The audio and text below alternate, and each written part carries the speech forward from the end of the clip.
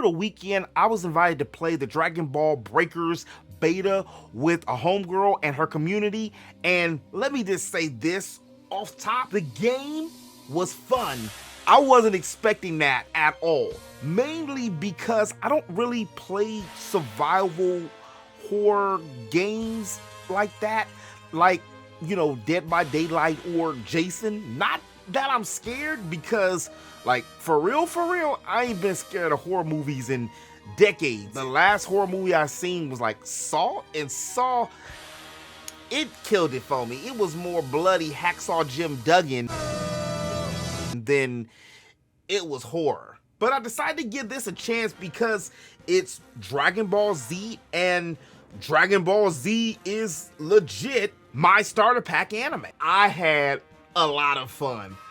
I never got beaten so bad in the game and still enjoyed myself as much as I did with Breaker. For a moment there, it felt like all of the villains was coming right directly after me. I got blown up like Krillin, and then Cell slurped me up like I was Android 18, but hold on, I'm getting ahead of myself.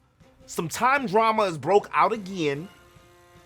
You end up meeting our favorite purple hair, sometimes blue hair, now it's back to purple hair time patroller Trunks, who enlists you and 7 other regular folks to, of course, save time and the world. The game premise is simple. If you're not the raider or the big baddie, you gotta survive by either unlocking certain objects, taking keys back to certain devices, and if you're the raider, all you gotta do is hunt and destroy. Throughout the battles, the villains evolve. Somebody on my team caught Cell killing civilians, and that's how he evolved, but I don't know how Frieza evolved in the game.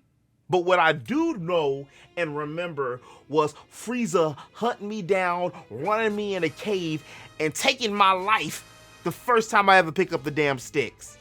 I just laid there. I didn't even know how to crawl at the time. I didn't even know what button was which. You have 2 lives and have the ability to use weapons, items, and even vehicles through like your, I like to call it MMO functionality functions by either the D-pad or depending on the buttons you're using. I was playing on Steam, so I was using the Xbox. So, you know, if your HP falls to 0, an ally can bring you back, but that shit take forever. And if you die a second time, well, it's a wrap. I really like the environmental play as well. There was this one match where, I don't know who was Frieza, but they just set up on the top, and this was blasting the whole damn planet Namek again, and they end up winning too.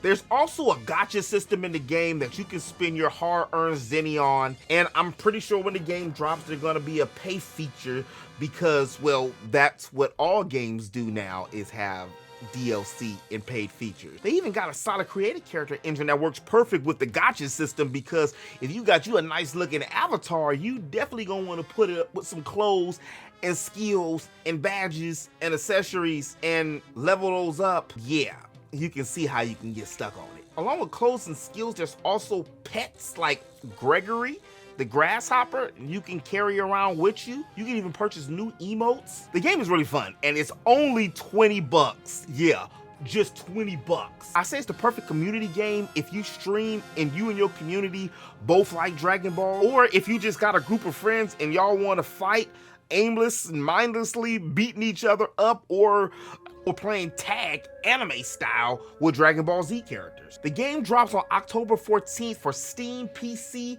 Switch, Xbox, and PlayStation 4, which, you know, that means it's gonna work for 5 too.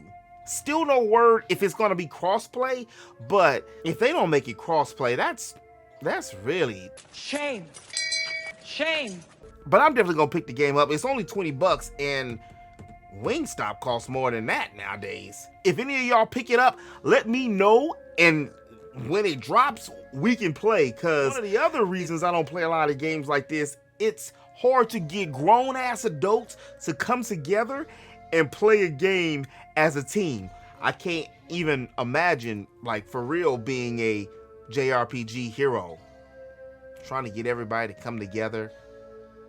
with all these reoccurring lies and dramas.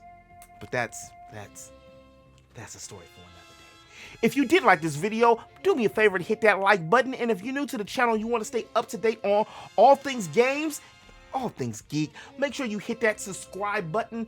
I make geekly content here on the channel all the time. And as always in the web, remember to eat, sleep, geek, repeat. I'll holler at y'all later. Peace. The longest time, I wasn't being legit or for real with myself either, because that was a part of me. And even though I was doing it in secret.